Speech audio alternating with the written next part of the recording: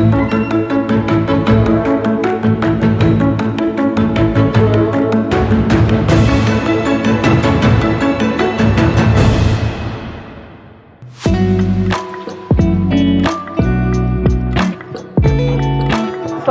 pagi Bapak Ibu sekalian.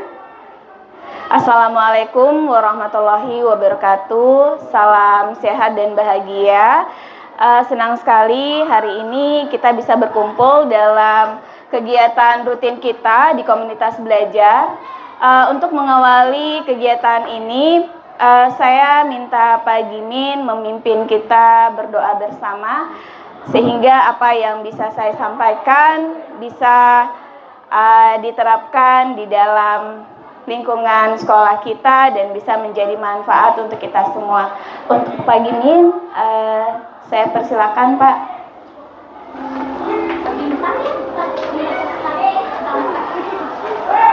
Baik Bapak Ibu, untuk berdoa di pagi menjelang siang hari ini, saya akan pimpin dengan doa Muslim, sehingga Bapak Ibu yang lain bisa menyesuaikan. Baik Bapak Ibu, A'udzubillahi minasyaitonirrajim. Bismillahirrahmanirrahim. Alhamdulillahirabbil alamin, arrahmanirrahim, maliki yaumiddin. Iyyaka na'budu wa iyyaka nasta'in. Ihdinas siratal mustaqim.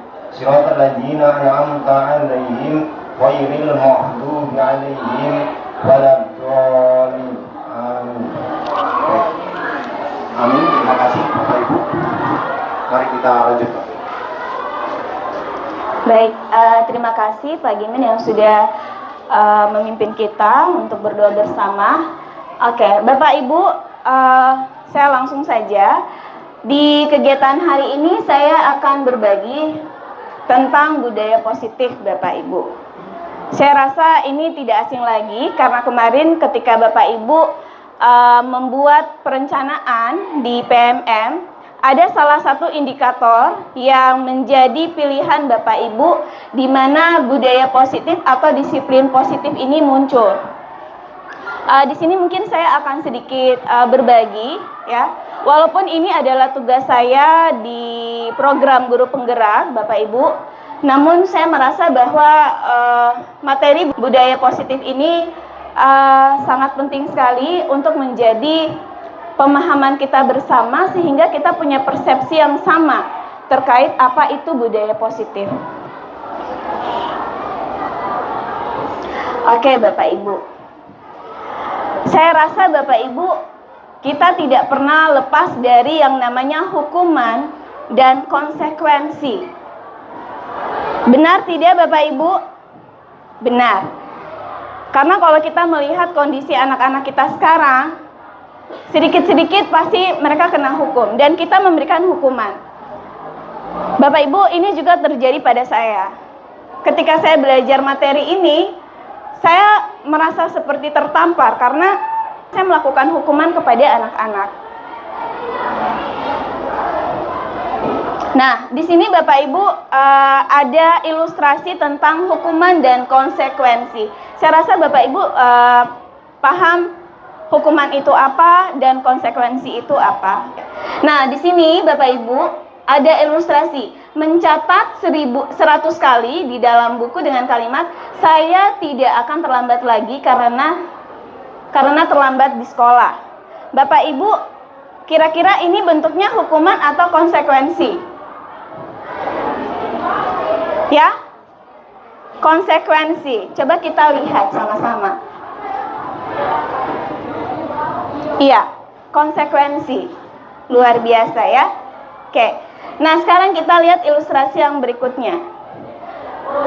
Lari mengelilingi lapangan basket 2 kali karena terlambat hadir di sekolah. Kira-kira ini hukuman atau konsekuensi Bapak Ibu? Hukuman. Baik, kita cek lagi jawaban Bapak Ibu. Iya, benar sekali. Hukuman ya. Oke. Berikutnya, membersihkan coretan yang dibuatnya di meja tulis. Kira-kira ini hukuman atau konsekuensi Bapak Ibu? Hukuman?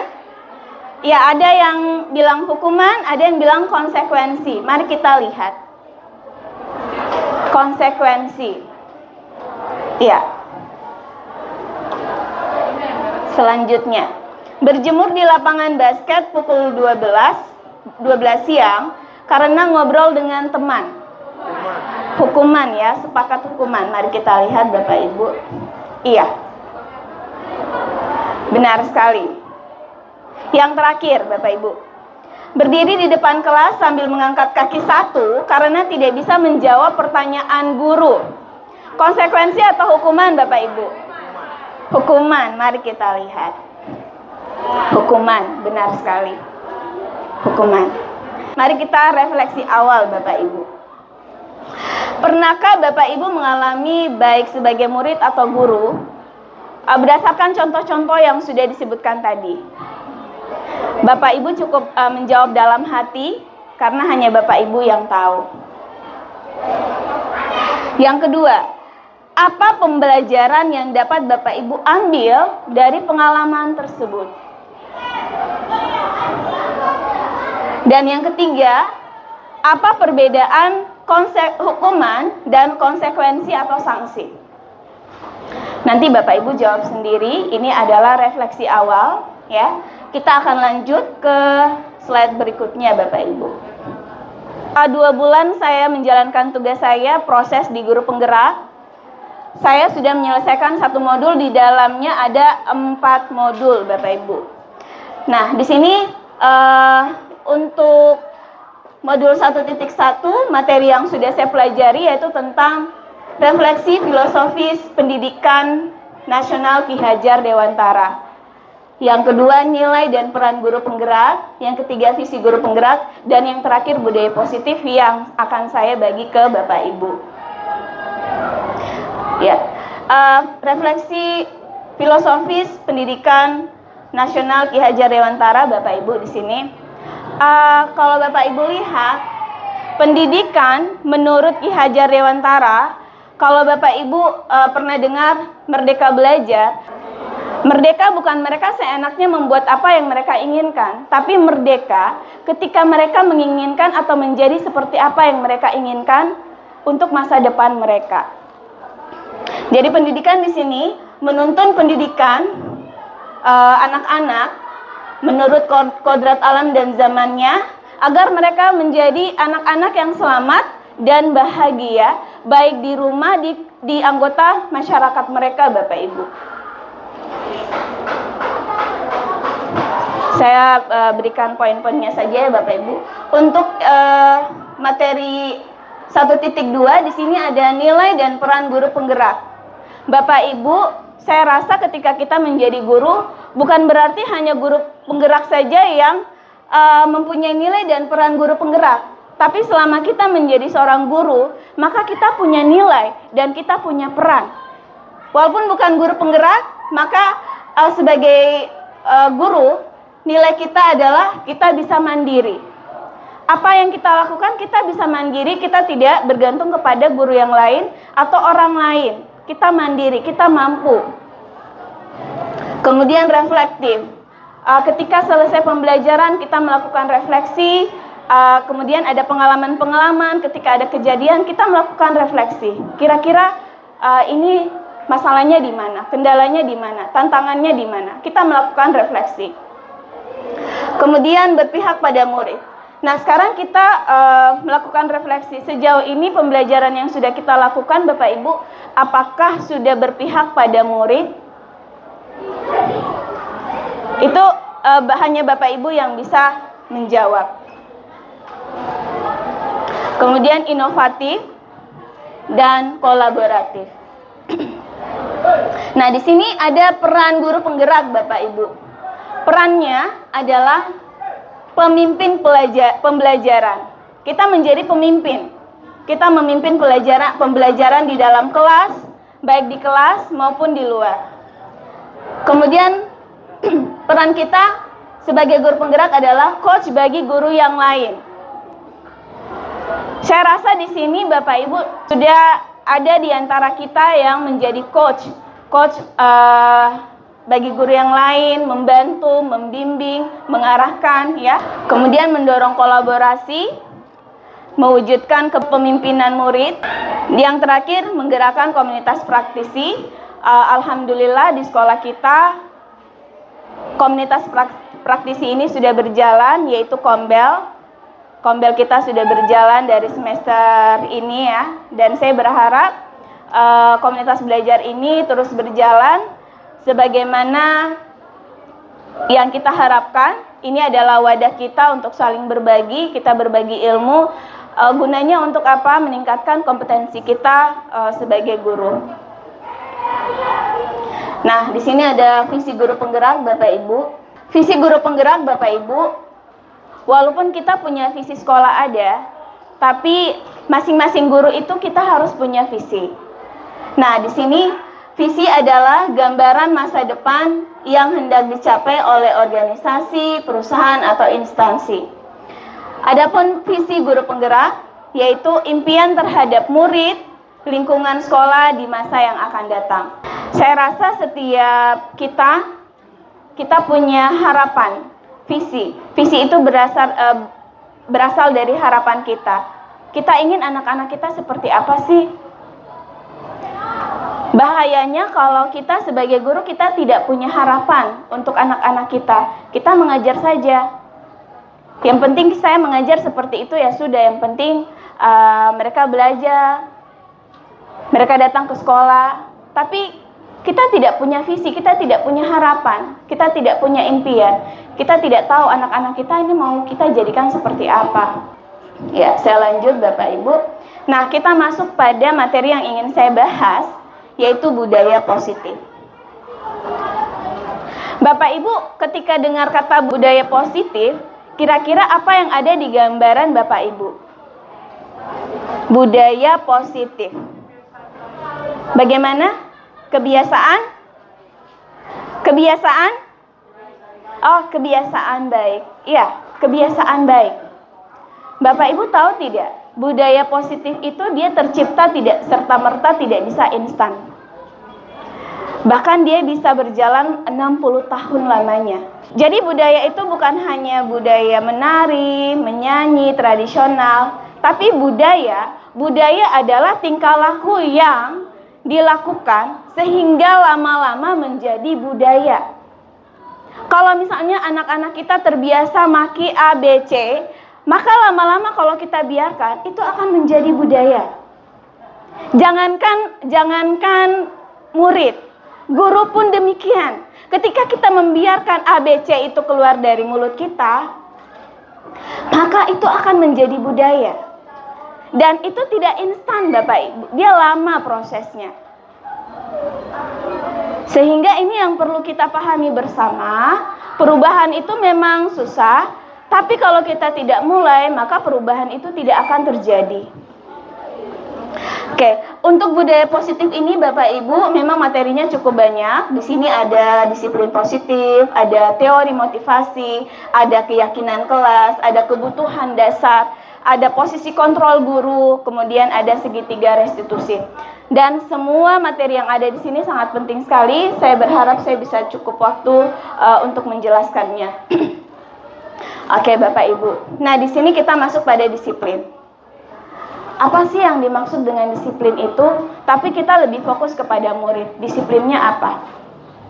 Nah, di sini disiplin artinya murid mampu mengontrol dirinya. Dia punya kemampuan mengontrol dirinya tanpa dikontrol oleh orang lain. Jadi anak murid itu dia bisa mengontrol dirinya. Kemudian murid bisa bertanggung jawab atas tindakannya. Ketika dia melakukan suatu tindakan, dia bisa bertanggung jawab.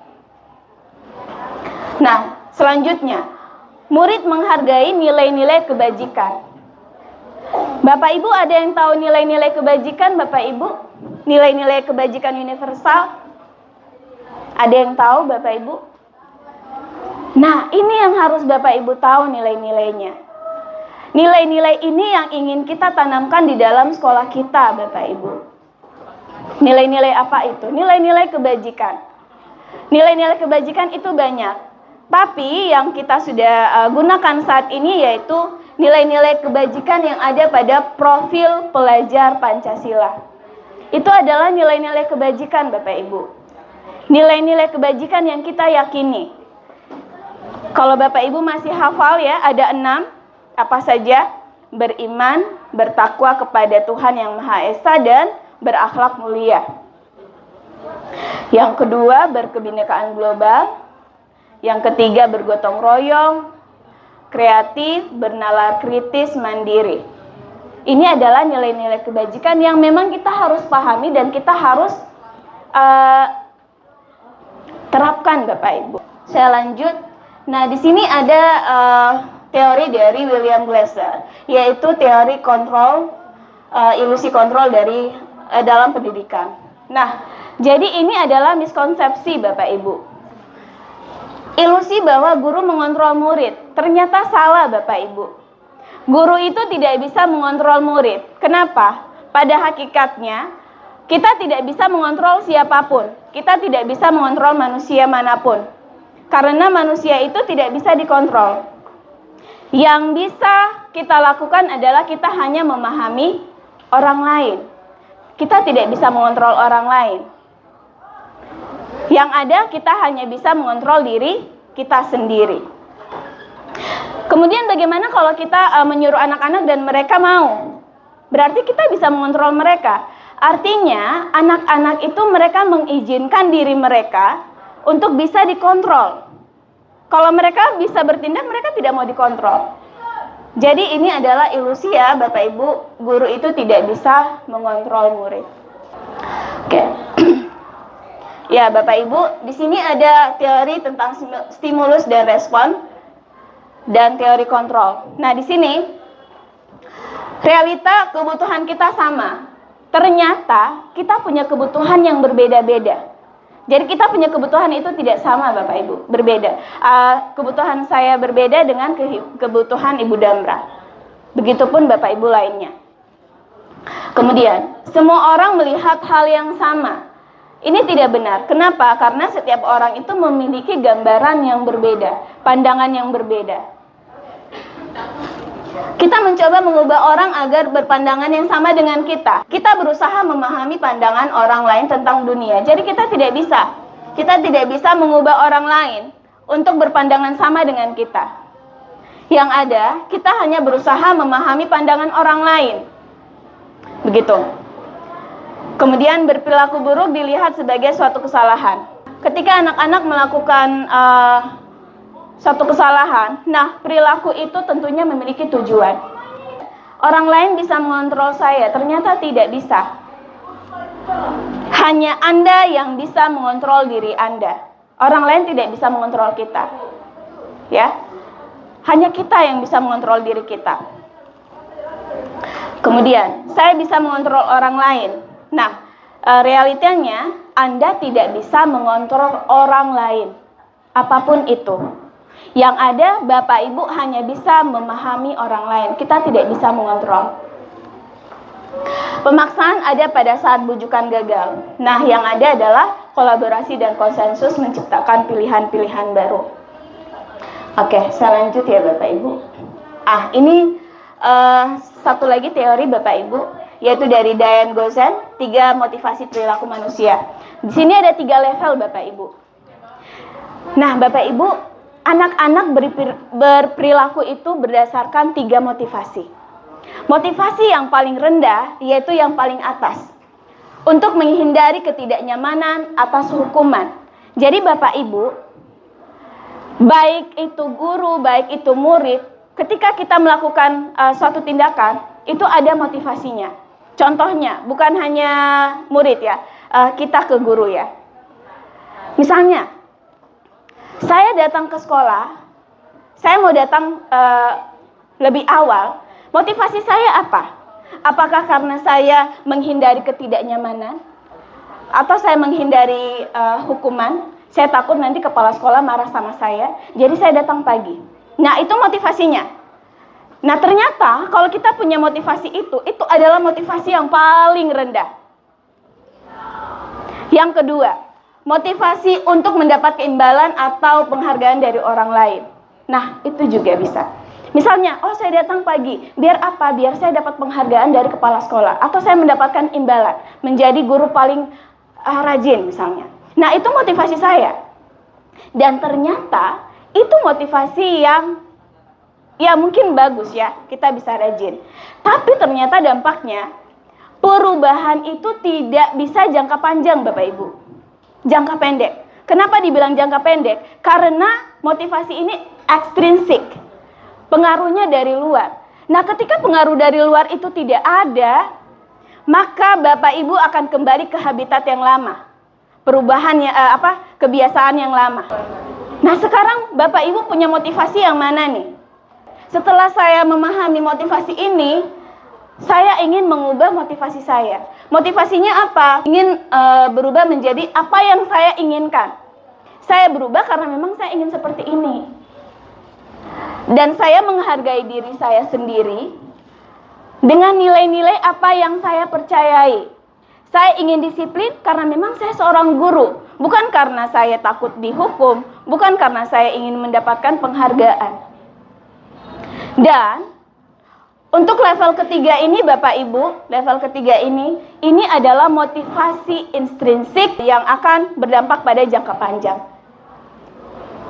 Tapi kalau motivasi yang level 1 dan 2, ini dia bisa berdampak untuk jangka pendek.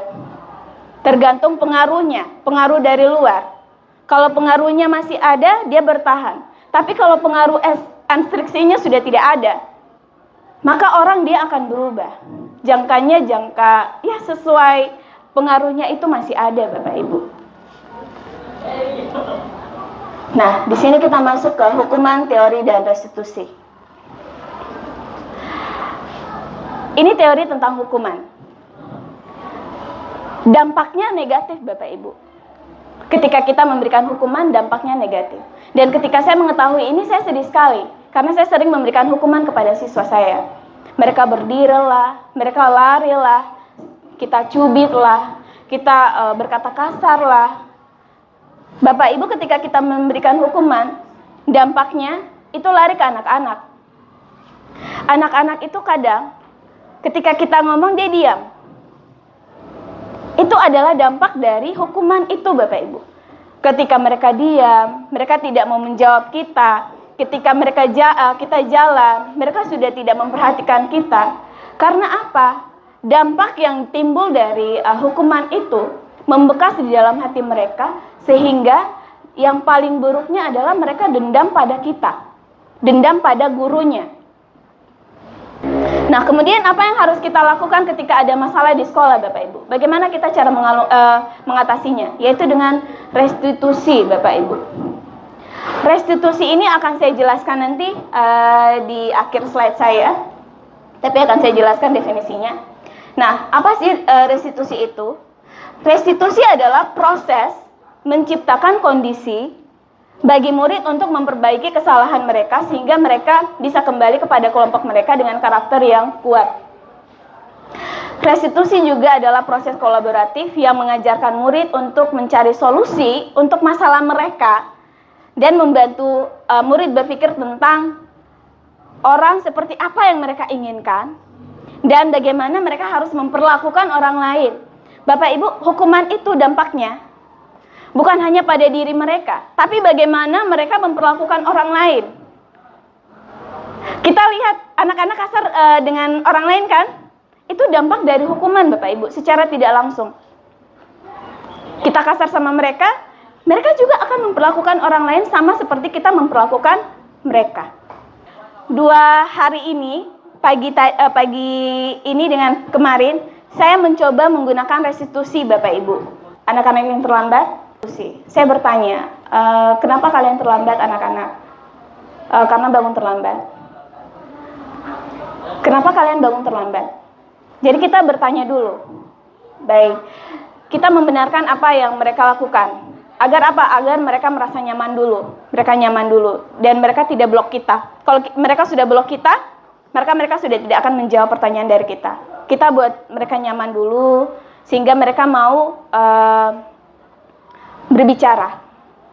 Nah, setelah saya tanya, saya arahkan mereka bagaimana sih cara mengatasi masalah tersebut? Masalah mereka kan datang terlambat ya Bapak Ibu ya. Ya. Karena mereka datang terlambat sehingga solusinya adalah relevan. Kita hukum mereka dengan buang sampah, lari. Kira-kira hukuman itu relevan tidak dengan masalah mereka? Relevan tidak? Bagaimana mereka bisa mengatasi masalah mereka kalau hukuman dan konsekuensi yang kita berikan itu tidak relevan, Bapak Ibu? Artinya di sini dengan restitusi ini, kita mengajarkan anak-anak untuk masa depannya, mereka mampu mengatasi masalah mereka sendiri. Ketika mereka terlambat, saya tanya, kira-kira kamu bisa memperbaikinya tidak? Mereka bilang, bisa ma'am. Kira-kira bagaimana caranya? Saya akan bangun lebih awal. Baik. Mungkin hanya bercakap-cakap saja Bapak Ibu. Bapak Ibu, ketika kita bercakap dengan mereka, kita harus timbulkan trust. Trust itu apa? Kita yakin. Kalau kita tidak yakin, mereka tahu, ibu guru dia tidak percaya saya. Ya sudah, kita trust dulu sama mereka. Kita bangun dulu intensi kita. Kalau kita sudah fokus ke mereka, kita yakin mereka bisa berubah. Nanti mereka akan benar-benar mencari solusinya. Iya ibu, nanti saya bangun lebih awal. Saya tanya lagi, bagaimana caranya? Saya akan set alarm Bapak Ibu. Saya akan set alarm ibu guru. Oke, kamu akan set alarm. Kemudian, kira-kira ada yang bisa membantu kamu tidak? Ketika kamu sudah set alarm dan kamu tidak bangun. Dia langsung berpikir lagi. Nah, di sana ada proses berpikir Bapak Ibu. Bagaimana dia mengatasi masalahnya. Nanti saya minta tolong ke saudara saya untuk bangunkan saya. Nah, jadi dari masalah itu, dia sendiri yang mengatasi masalah mereka Bapak Ibu. Kemudian memang saya suruh mereka angkat sampah, tapi dengan kalimat, anak-anak, ibu menyuruh kalian angkat sampah, namun itu bukan hukuman. Itu adalah tanggung jawab kita bersama membersihkan sekolah. Jadi mereka sudah punya keyakinan bahwa, ketika saya angkat sampah itu bukan hukuman. Itu adalah tanggung jawab saya membersihkan membersihkan sekolah. Begitu. Nah, sekarang kita masuk ke keyakinan kelas. Mengapa keyakinan kelas? Kenapa bukan peraturan kelas? Keyakinan kelas. Ada yang tahu Bapak Ibu? Keyakinan kelas dengan peraturan kelas. Ada yang tahu perbedaannya? Keyakinan kelas dan peraturan kelas. Iya, Ibu Ocha? Keyakinan kelas dengan peraturan kelas.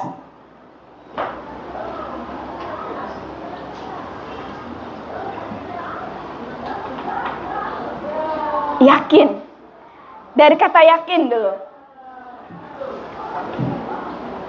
Ketika kita meyakini sesuatu, berarti kita meyakini nilai-nilai yang ada. Saya yakin dengan nilai itu. Nah, maka kenapa sih harus keyakinan kelas dan bukan peraturan kelas?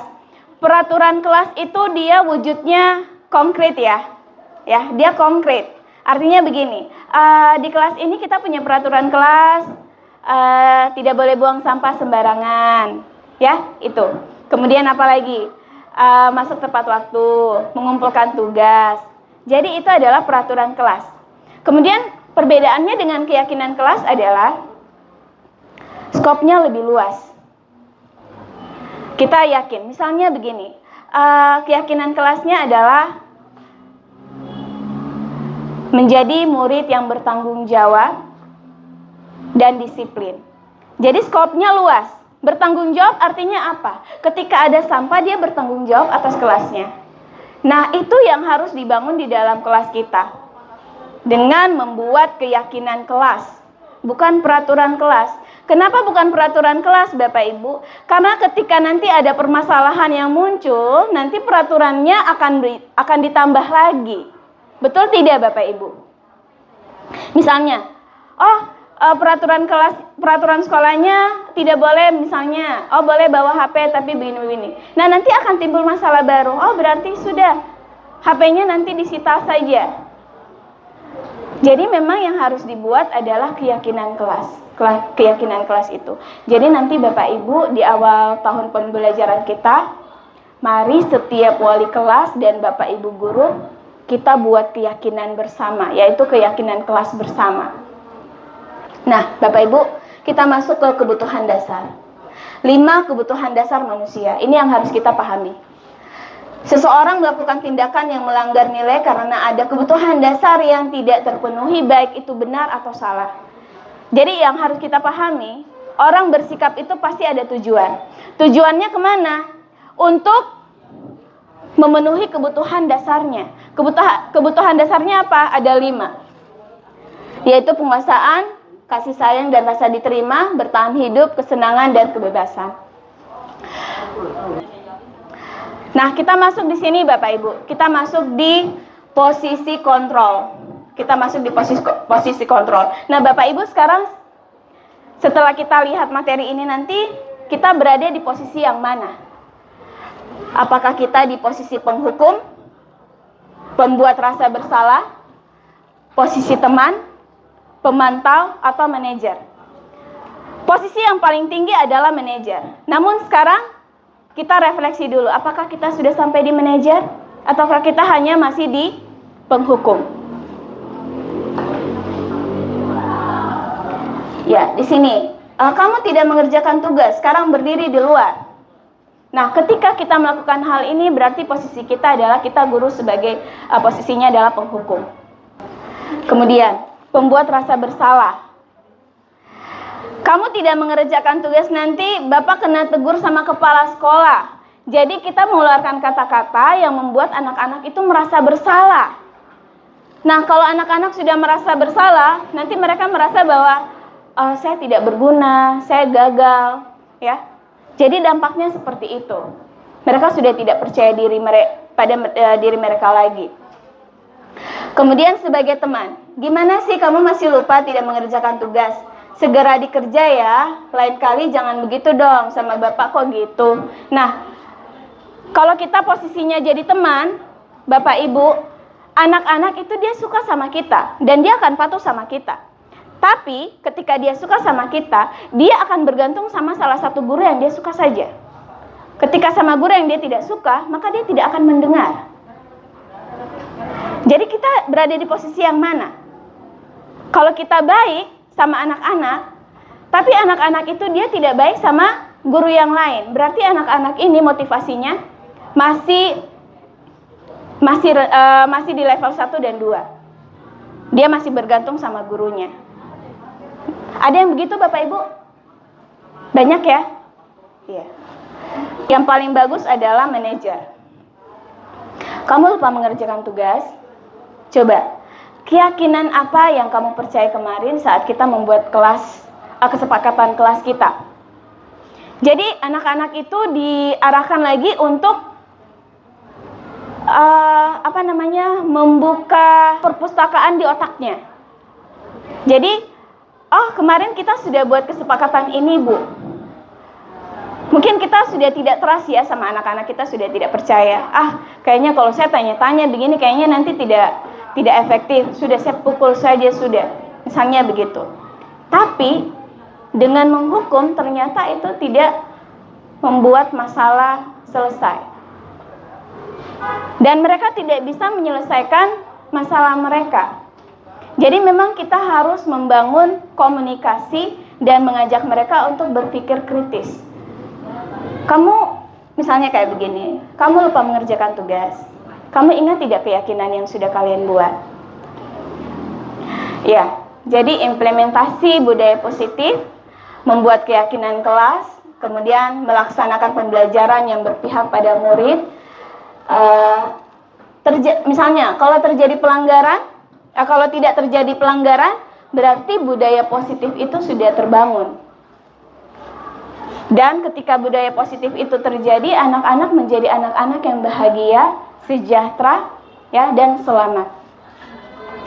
Nah, kemudian pertanyaannya, ketika keyakinan kelas itu sudah dibuat dan melaksanakan pembelajaran yang berpihak pada murid, namun masih terjadi pelanggaran, kita lari ke restitusi Bapak Ibu.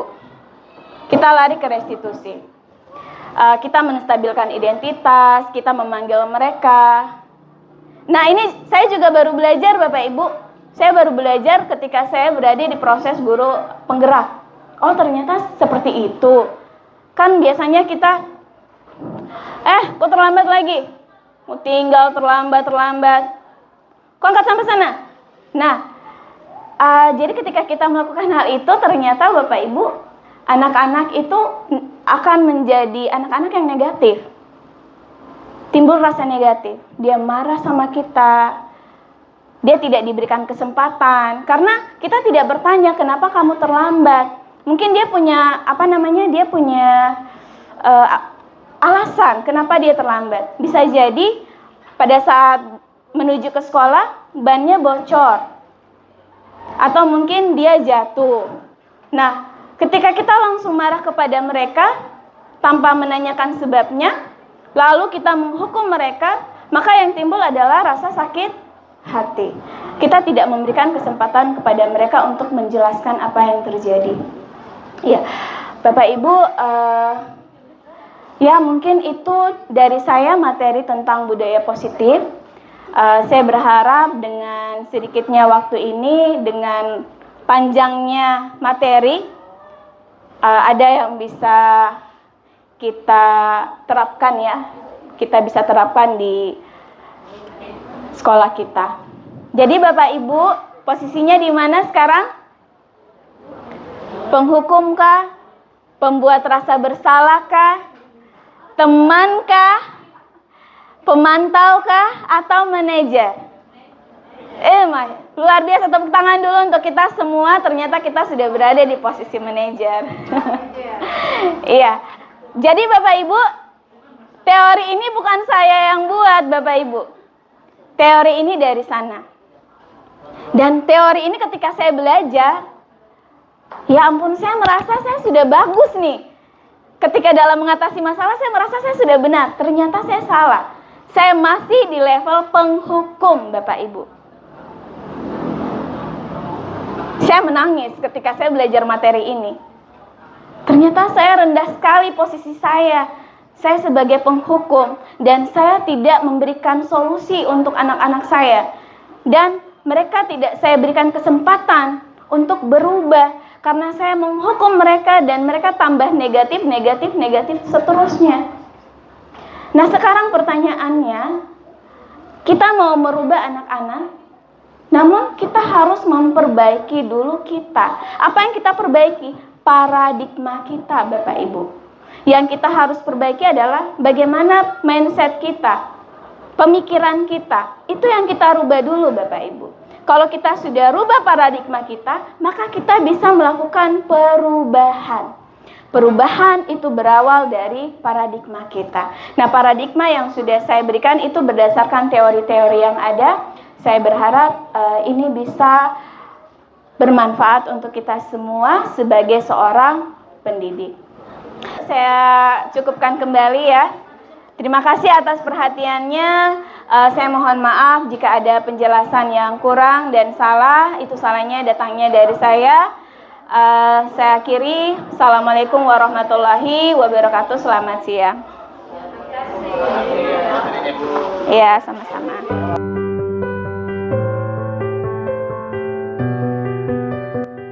Assalamualaikum warahmatullahi wabarakatuh. Perkenalkan, nama saya Isnar Juni. Di sini saya akan memberikan tanggapan saya terhadap materi yang telah dibagikan oleh rekan kami, yaitu Mem Dahlia tentang budaya positif. Apa sih yang didapatkan dari materi tersebut? Yang didapatkan dari materi tersebut, sebagai seorang pendidik, kami diingatkan kembali betapa pentingnya budaya positif diterapkan di dalam kelas.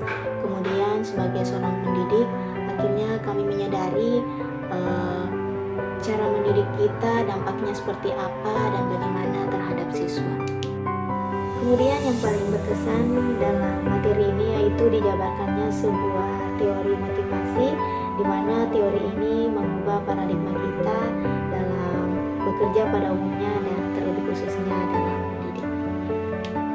Di Di sini juga saya ingin mengucapkan terima kasih telah bersedia berbagi dalam komunitas belajar SMP Negeri 1 Manokwari. Demikian, terima kasih. Yang tadi saya dapatkan dari narasumber yang memberikan materi di hari ini tadi, ya kesan yang saya dapatkan di sini sangat baik, sehingga memberikan pencerahan juga kepada kita guru-guru. 5 posisi kontrol guru. Yang pertama yaitu penghukum, yang kedua pemberi rasa bersalah, yang ketiga teman, dan yang keempat itu pemantau, yang kelima yaitu manajer. Nah, dari materi yang saya dapatkan tadi membuat saya lebih sadar dan lebih berpikir bahwa selama ini saya lebih banyaknya itu memberikan mungkin hukuman. Misalnya ketika mereka mungkin tidak mengerjakan tugas, saya bukannya memberikan suatu konsekuensi yang baik untuk mereka, tetapi saya malah lebih ke hukuman atas tugas yang tidak dikerjakan itu.